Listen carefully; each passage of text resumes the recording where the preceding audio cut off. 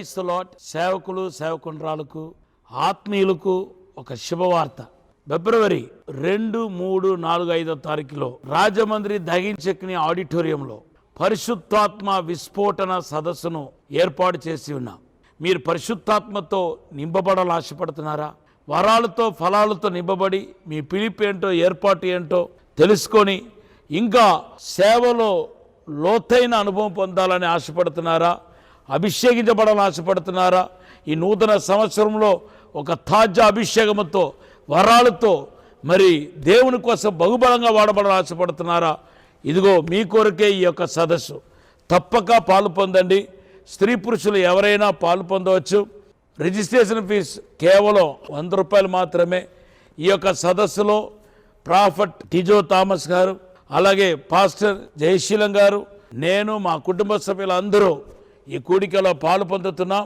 ఈ యొక్క సెమినార్ ద్వారా గొప్ప ఆశీర్వాదాన్ని, విడుదలను, అభిషేకాన్ని మీరు పొందబోతున్నారు కనుక కుటుంబ సమేతంగా పాలు పొందండి. ప్రభు ఈ యొక్క కూడిక ద్వారా మిమ్మల్ని దర్శించినగాక. ఆమేన్. Praise the lord. యేసుక్రీస్తు నామములో మీ అందరికీ శుభములు తెలియపరుస్తున్నాను. ఎబ్రీ పత్రిక 12వ అధ్యాయం 1వ వచనంలో మనం గమనిస్తే యేసు విశ్వాసాన్ని ప్రారంభించిన వాడును వాటిని కొనసాగించువాడని మనకు పరిశుద్ధ గ్రంథంలో రాయబడి ఉంది.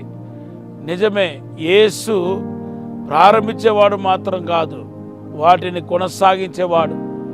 ఈరోజు మన కొన్ని కార్యాలు బ్లాక్ అయిపోయి ఉంది, ఆగిపోయి ఉంది, స్టాగ్నేటెడ్ అయిపోయి ఉంది. ఇంక ఏం చేయాలో తెలియని పరిస్థితుల్లో ఈరోజు అనేక మంది ఈ వాక్యాన్ని వింటున్నారు. ఈరోజు పరిశుద్ధాత్మతో నిండుకొని నేను చెప్తున్నాను, మీ ఆగిపోయిన ప్రయాణాన్ని కొనసాగించేవాడు కూడా యేసు ప్రభువే.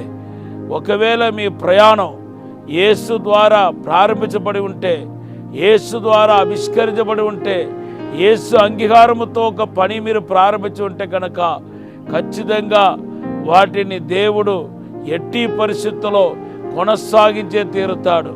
మీరు అలా మౌనంగా ఉండి చూడటమే, ఊరుక ఉండి చూడటమే దాన్ని కొనసాగించిన పని తన భుజం మీద పెట్టుకుంటాడు ప్రభు.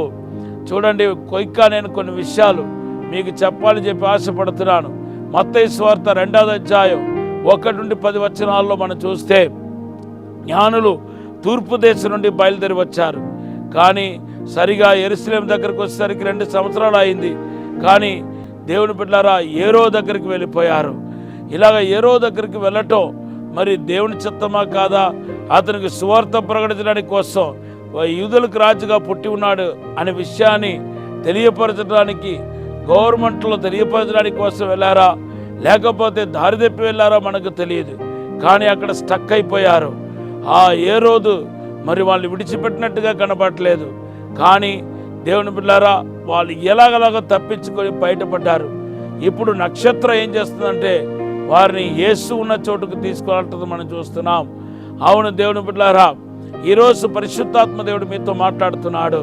జ్ఞానుల యొక్క ప్రయాణం ఆగిపోలేదు. జ్ఞానుల యొక్క ప్రయాణాన్ని దేవుడు కొనసాగించాడు.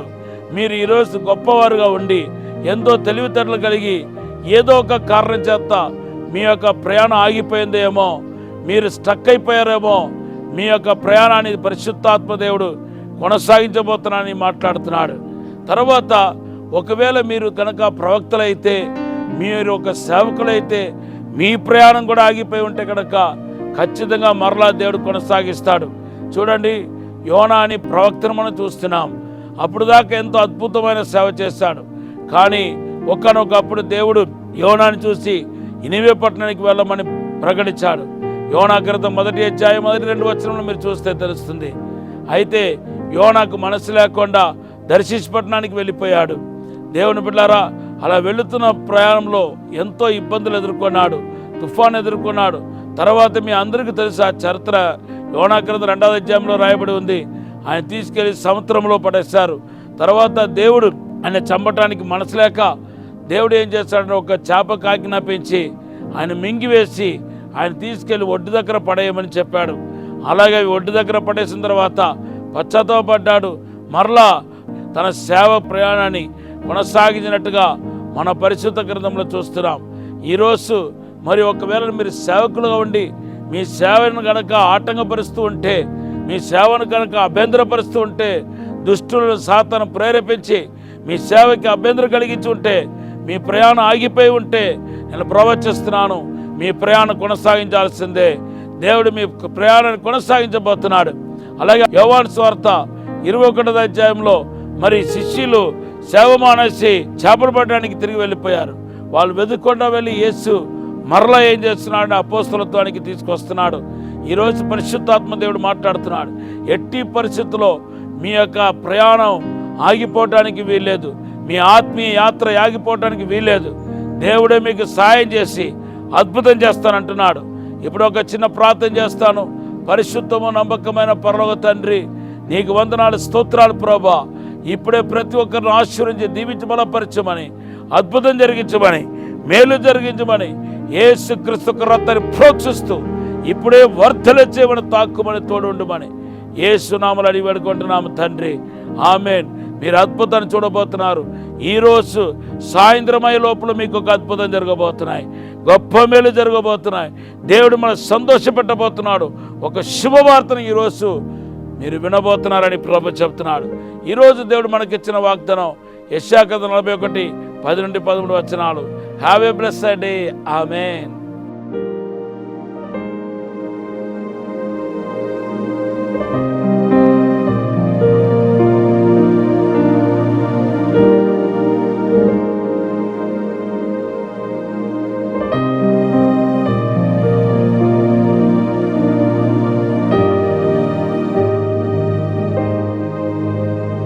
రాజమహేంద్రవరంలో దహించు అగ్ని విస్ఫోటన సదస్సు, యూదా గోత్రపు సింహముల సమావేశం 2026 ఫిబ్రవరి 2, 3, 4, 5 తేదీలలో ప్రతిరోజు ఉదయం 9 గంటల నుండి ప్రారంభించబడును.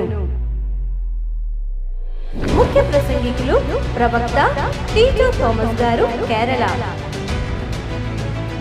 డాక్టర్ జయశీలన్ గారు చెన్నై, డాక్టర్ థామస్ గారు, డాక్టర్ శివ థామస్ గారు దహించు అగ్ని మినిస్ట్రీస్ రాజమహేంద్రవరం. రిజిస్ట్రేషన్ ఫీజు 100 రూపాయలు మాత్రమే. దూర ప్రాంత ప్రజలకు భోజనం మరియు వసతి సదుపాయం కలదు.